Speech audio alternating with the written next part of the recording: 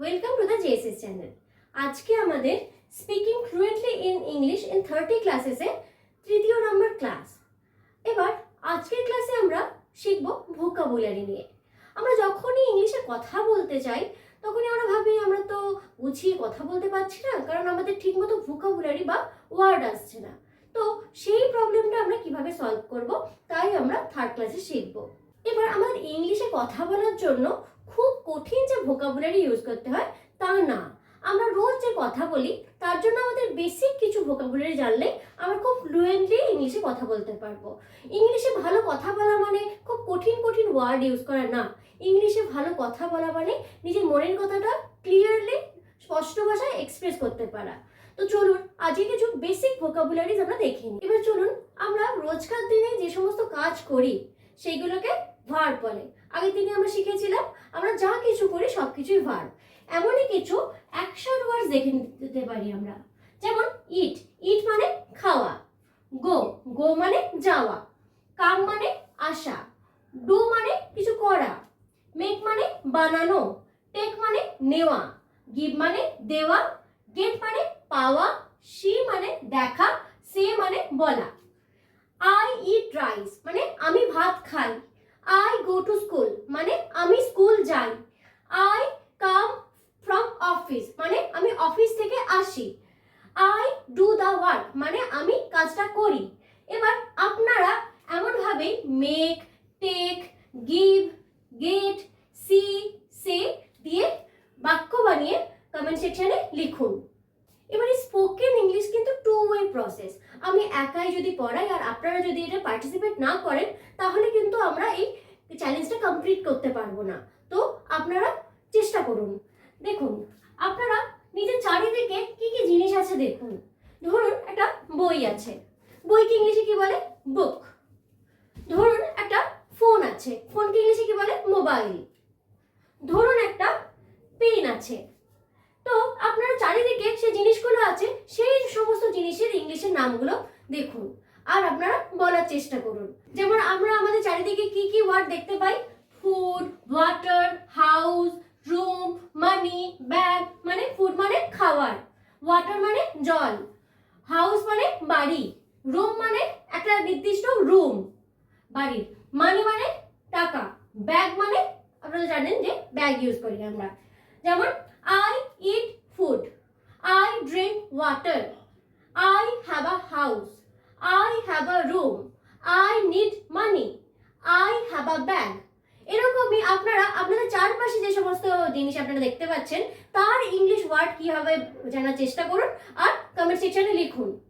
এবার কোনো কিছু ডেসক্রাইব করার জন্য আমাদের কিছু ওয়ার্ড ইউজ করি, সেগুলোকে ইংলিশে অ্যাডজেক্টিভও বলা যেতে পারে।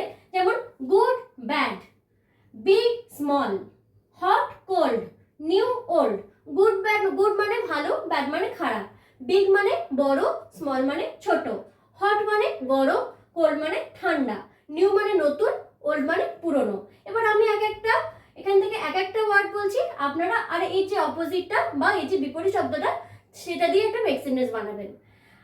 I am a good boy, I have a big house, the water is cold, this house is new। আপনারা এবার ব্যাড দিয়ে, স্মল দিয়ে, হট দিয়ে আর ওল্ড দিয়ে একটা মেক সেন্টেন্স বানিয়ে দেখান। এবার আমরা ডেইলি যখন কথা বলি নানা ধরনের এক্সপ্রেশন ইউজ করি। যেমন কেউ কিছু বললো তখন আপনি বলতে পারেন ওকে, আই আন্ডারস্ট্যান্ড। তারপরে আপনি কারো থেকে কিছু রিকোয়েস্ট বা কিছু চাইছেন তখন please can you give me this, please do this for me, please help me. আপনি এরকম ভাবে বলতে পারেন। সরি, আপনি কোনো কিছু আপনার ভুল স্বীকার করছেন তখন আই এম রিয়েলি সরি। তারপর থ্যাংক ইউ, যখন কেউ ধরুন আপনাকে কোনো রকম কোনো হেল্প করলো বা কোনো কিছু উপহার দিল সেই জন্য আপনি বলতে পারেন থ্যাংক ইউ ভেরি মাচ। এরকম আপনি ছোট ছোট এক্সপ্রেশন ইউজ করতে পারেন আপনার ডেইলি কনভারসেশনের জন্য। এবার আপনি কোশ্চেন করার জন্য কি কি ওয়ার্ড ইউজ করতে পারেন। হোয়াট মানে কি, হোয়ার মানে কোথায়, হোয়েন মানে কখন, হোয়াই মানে কেন, হু মানে কে, হাউ মানে কিভাবে। তাহলে আপনি বলতে পারেন হোয়াট ইজ ইয়োর নেম মানে তোমার নাম কি। তারপরে হোয়ার দিয়ে আপনি একটা চেষ্টা করে দেখুন কমেন্ট সেকশনে। হোয়েন দিয়ে হোয়েন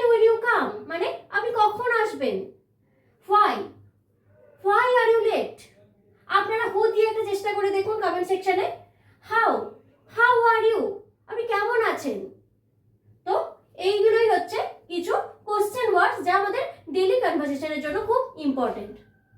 এবার কিছু ইউজফুল সেন্টেন্সেস বা এক্সপ্রেশন যেগুলো আপনি আপনার ডেইলি কনভারসেশনে ইউজ করতে পারেন। আই ডোন্ট নো মানে আমি জানি না। ধরুন আপনাকে কেউ কিছু বললো আর আপনার তার উত্তর জানা নেই, তখন আপনি বলতে পারেন আই ডোন্ট নো। যদি আপনি ধরুন কিছুটা বোঝানোর পর বুঝলেন বা কেউ কিছু বোঝাচ্ছে সেটা আপনার কাছে ক্লিয়ার, তখন বলতে পারেন আই আন্ডারস্ট্যান্ড। তারপর ধরুন আই অ্যাম ট্রাইং মানে আমি চেষ্টা করছি। ধরুন কেউ যদি জিজ্ঞাসা করলো আপনি কি বুঝলেন, কিন্তু আপনি বললেন না আমি চেষ্টা করছি, আমি আরো ইমপ্রুভ করব, তখন আপনি বলতে পারেন আই অ্যাম ট্রাইং। তারপর ওয়েট আ মিনিট মানে একটু অপেক্ষা করুন। টেল মি মানে বলো, আপনি কাউকে বলতে পারেন tell me what is your name মানে আমি বলো তোমার নাম কি, এরকম ভাবে। Learning English is not about memorizing 1,000 words or mugging boring grammatical rules. It's about just using what you know in a very proper way. তো আপনাদের ইংলিশ বলার জন্য কিন্তু অনেক অনেক ওয়ার্ডসের প্রয়োজন নেই। আপনারা বেশ কিছু ওয়ার্ড জানলেই আপনারা খুব ফ্লুয়েন্টলি ইংলিশে কথা বলতে পারবেন। So that's all for today. Thank you.